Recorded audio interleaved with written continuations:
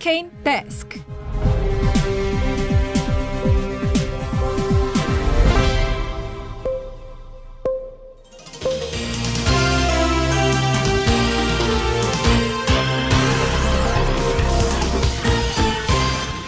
먹고 살기 힘들어도 지나치면 안 되는 세상 소식 전해드립니다. 허리케인 데스크.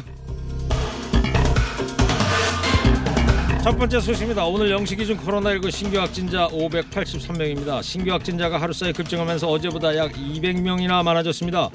전문가들은 역학조사는 쫓아갈 수 없는 상황이라면서 1, 2차 유행 때와는 비교가 안 될 만큼 심각한 상황이라고 경고했습니다. 또 지금 상황을 제어하지 못하면 다음 주에 하루 확진자가 1000명을 넘을 수 있다는 수학적 모델링 자료도 나오고 있다면서 만약 다음 주 화요일까지 하루 확진자 수를 200~300명대로 떨어뜨리지 못한다면 의료 체계가 붕괴될 수 있는 위험한 상황이라고 경고했습니다. 감염병 전문가인 이재갑 한림대 교수가 이런 말을 했더라고요. 제발 덜 움직이고 덜 만나야 합니다. 이 경고를 결코 가볍게 받아들여서는 안 되겠죠. 어제도 잠깐 전해드렸는데요. 이 와중에 코로나19 확진 판정을 받은 현직 해양경찰관이 유흥업소 동선을 숨기면서 초기 방역 대응이 이틀 이상 늦어진 것으로 드러났습니다. 인천해양경찰서 소속 경찰관 A씨는 방역당국의 기초역학조사에서 몸 상태가 좋지 않다거나 기억이 잘 나지 않는다 등등의 이유로 동선 공개에 비협조적인 태도를 보였습니다. 그러다 함께 술을 마신 다른 확진자 B씨에 의해서 동선이 밝혀졌는데요. 경비함정 근무자인 A씨는 골재 채취업자 B씨 등 일행 3명과 함께 이달 13일 인천시 연수구 룸살롱에서 술자리를 가진 것으로 조사됐습니다. 방역당국은 A씨가 확진된 날로부터 이틀 뒤에나 해당 업소 일대를 소독하고 밀접 접촉자를 파악하는 초기 대응에 나섰습니다. A씨의 거짓말로 방역 골든타임 52시간을 헛되이 버린 셈입니다. 해당 유흥업소에서는 A씨 등을 포함해서 모두 38명이 확진 판정받았습니다.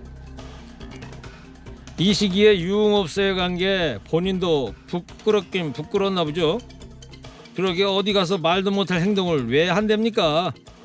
감염병 위반 혐의는 물론 왜 하필 업무 관계자를 만나 술을 마셨는지 김영란법 위반 혐의도 확실히 밝혀지기 바랍니다. 다음 소식입니다. 충남 당진의 커피숍에서 업주가 한 남성 손님에게 마스크를 제대로 써달라고 말했다가 봉변을 당했습니다. 손님은 일부러 마스크를 내렸다가 올리기를 반복하다가 업주의 마스크를 벗기려는 듯 손을 뻗기도 했습니다.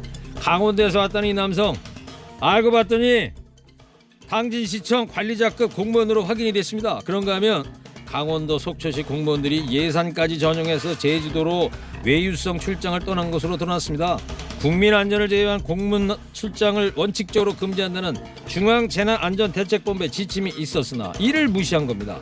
해당 출장의 목적은 재난 및 코로나19 근무로 인한 직원들의 사기 진작.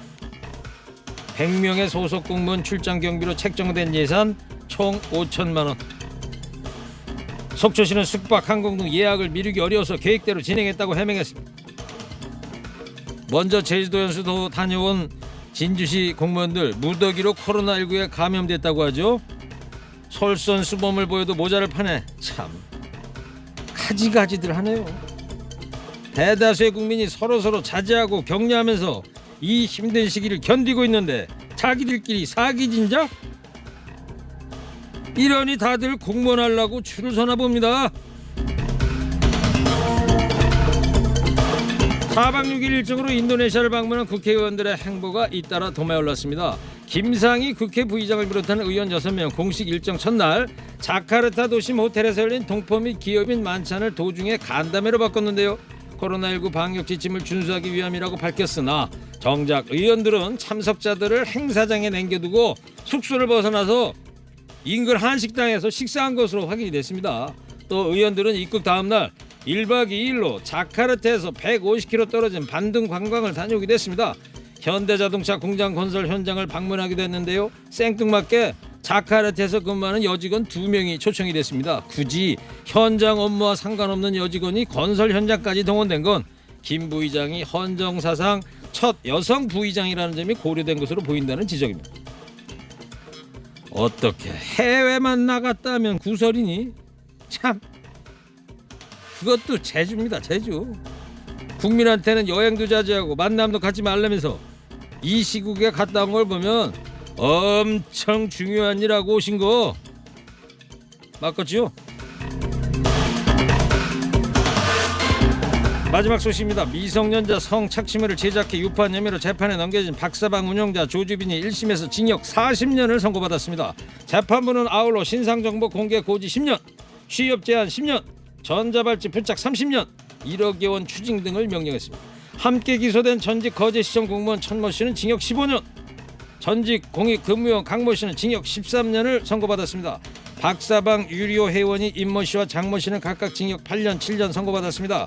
재판부는 조 씨에 대해서 범행의 중대성과 치밀함, 피해자의 수와 정도, 사회적 해악, 피고인의 태도를 고려하면 장기간 사회에서 격리해야 한다 이렇게 지적했습니다.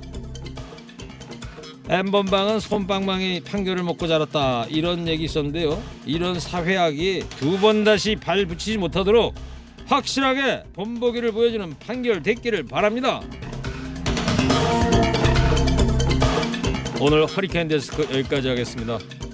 깨어있는 시민이 됩시다.